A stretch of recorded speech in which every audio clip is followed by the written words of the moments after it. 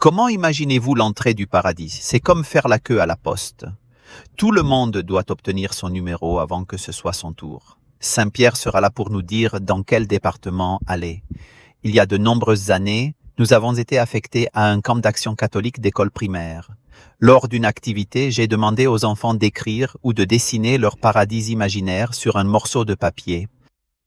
Puis, calmement, j'ai commencé à peigner en regardant chaque feuille de papier, dont l'un était le mien qui m'a le plus marqué, au point que je me souviens encore aujourd'hui. Il est écrit qu'à la fin de la vie, nous allons emprunter un long chemin vers une lumière très intense, et qu'elle peut encore être là. Mais alors l'enfant a continué à écrire que le diable était à nos côtés quand nous marchons sur la route. Il nous blâmera pour tous les comportements négatifs de la vie, nous découragerait et nous empêcherait de nous sentir dignes du ciel. Il est resté ici, confus. Mais alors l'enfant continue à écrire, mais à côté de nous, il y aura aussi Jésus qui nous invitera à nous souvenir de toutes les choses positives que nous avons vécues et accomplies. Nous devrions l'écouter et ne pas nous laisser décourager par le diable, sinon nous n'aurons pas la force d'atteindre la lumière qui nous attend dans la lumière du ciel. Je crois que cet enfant était particulièrement inspiré par le Saint-Esprit ce jour-là.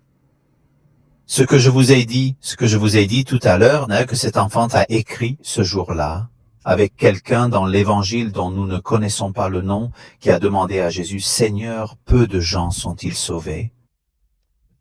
Cette question n'est pas accidentelle, car les Juifs, et cette personne l'est certainement, croient que seuls les Israélites peuvent être sauvés. Même si nous savons que Jésus a annoncé que Dieu donnait son salut à tout le monde, même si tout le monde ne voulait pas le recevoir, il est clair que le ciel est un cadeau pour tous. Mais soyez prudents, car chaque cadeau peut être accepté ou rejeté. Cependant, Jésus dit à partir d'une réponse qui pourrait être déroutante.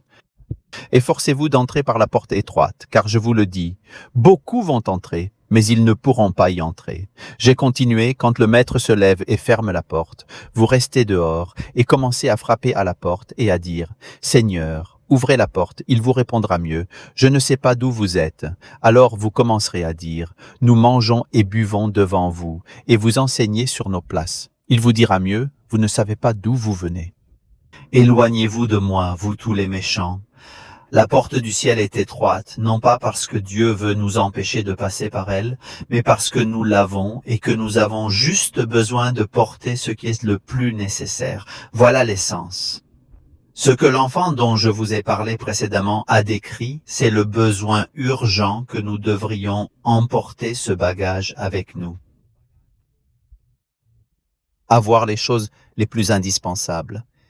Il réside dans cela, dans les bonnes œuvres que nous faisons, dans l'amour que nous donnons, ce qui est le seul bagage que nous porterons, tandis que tout le reste sera laissé derrière nous, y compris le diable qui pourrait nous blâmer pour les tâches et les défauts de notre vie, mais ce n'est pas tout ce que nous avons. C'est l'amour. Ce qui compte, c'est l'amour qui reste. Le seul bagage nécessaire pour entrer au ciel, c'est pourquoi la porte est étroite, parce que Dieu nous forcera.